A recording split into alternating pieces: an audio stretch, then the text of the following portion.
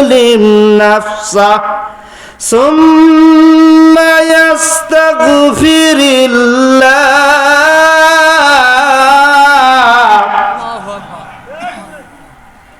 يجد الله غفورا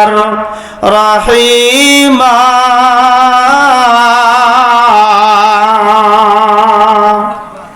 এক শ্রেণীর মানুষ আছে আর যে ব্যক্তি মন্দ কাজ করবে কিংবা নিজের প্রতি জুলুম করবে আল্লাহর কাছে ক্ষমা চাইবে সে আল্লাহকে পাবে বটে আল্লাহ কোনোদিনও গুনাহ মাফ করবে না এটা জানার দরকার আছে না নেই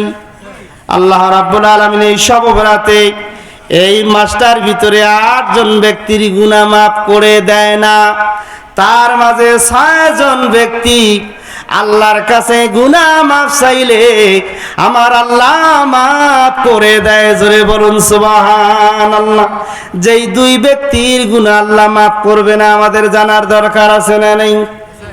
আপনার এলাকায় হিংসা মানুষ আছে না নাই অমুক নেতা হয়েছে অমুক নেতা 5 ওয়াক্ত নামাজ পড়েন ঘরে ঘরে দান করেন গরিবের খোঁজ করে তেনাকে করতে দেন আপনার সমস্যা কি উনি মেম্বারি করে ভবিষ্যতে চেয়ারম্যানিতে দাঁড়াবে আপনার সমস্যা কি উনি মসজিদ তৈরি করে দেয় মসজিদে টাকা দেয় আপনার কেন গা চুলকায় এই শ্রেণীর মানুষ আছে না নেই ভালো কাজেও হিংসা করে মন্দ কাজেও হিংসা করে আল্লাহর নবী হাদিস শরীফের মধ্যে বলেন ইয়াকুমুল হাসাদা ফাইনাল হাসাদা ইয়াকুলুল হাসানাতি তাকুলুন নারুল হাতাব আল্লাহর নবী বলে হিংসা হইতে দূরে থাকো কেননা হিংসা নেকিকে ধ্বংস করে দেয় যেমন আগুন শুকনা কাঠকে পুড়িয়া সরকার করিয়া দেয় কথা বলেন ঠিক না বেটি আগুন কিন্তু খড়ির ভিতরে যদি সয়াবিন তেল কিংবা কেরোসিন তেল কিংবা পেট্রোল ঢেলে দিয়ে যদি আগুন ধরা যায় তৎক্ষণিকের ভিতরেই কিন্তু কাঠটা পুড়ে সরকার হবে না নেই আর যদি এই সমস্ত মশলা না দেওয়া হয় তাহলে কিন্তু আস্তে আস্তে জ্বলবে হিংসা কিন্তু একবারে ক্ষতি করতে পারবে না কিন্তু আস্তে আস্তে ক্ষতি করবে মুসলমান ভাইরা 2 নাম্বার কথা হলো যিনি শিরক করেন শিরক করার পর তওবা কিন্তু আল্লাহর দরবারে কবুল হবে না বলেন তো অনেক পীর সাহেব আছে শিরক করে মাজারে সেজদা দেয় কি দেয় না আমি নিজেই গিয়েছিলাম আটরশির দরবারে পীরের রওজা জিয়ারত করার জন্য যখন গেলাম বাস্তব উদাহরণ দিলে আপনাদের ভালো লাগবে সব কিন্তু তেনাদের কারবারগুলো আমার চমৎকার লেগেছে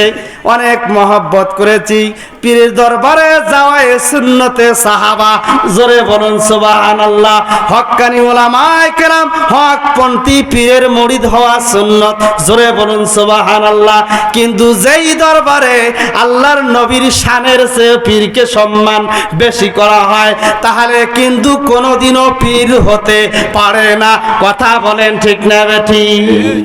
আল্লাহ জানিয়ে দেয় ইন্নাল্লাহ তারা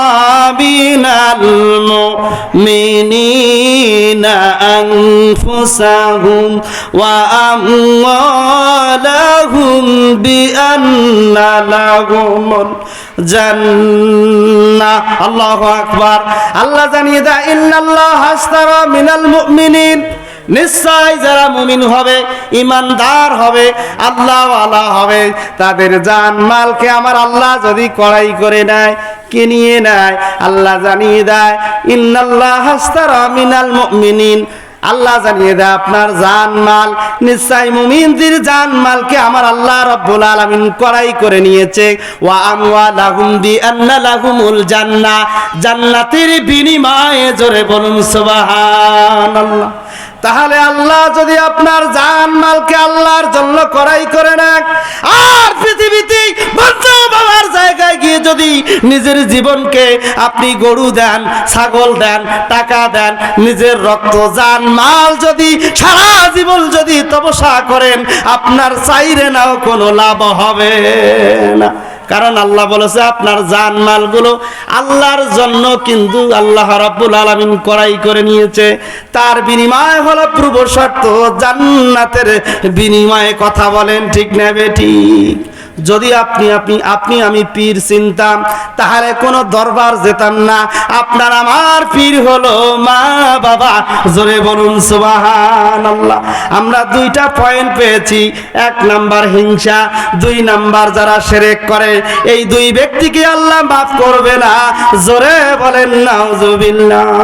3 নাম্বার ব্যক্তি, যে ব্যক্তিটা মা বাবাকে কষ্ট দেয়, লাংটা বাবার দরবারে যায়, শাহজালালপুরে যায়, আটরশিতে যায়, দেওয়ান বাকিতে যায়, কাদিয়ানিতে যায়, চরমনাই যায়, যে পীরের দরবারে যাক না কেন স্বার্থ ছাড়া কেউ নাই। এমন স্বার্থ ছাড়া পৃথিবীতে আপনার মা বাবা যদি এই মা বাবা যদি আপনার জন্য এত কষ্ট করে হায়াতের জিন্দিকে আপনাকে ছোট থেকে লালন পালন করলো, সেই মা বাবার কাপড় ছিঁড়া, তেল পায় না, ভাত পায় না, আর আপনি পীরের দরবারে যদি গরু কিনে দেন চাইরে নাও কোনো লাভ হবে না। কারণ হলো আল্লাহর নবী হাদিস শরীফের মধ্যে বলে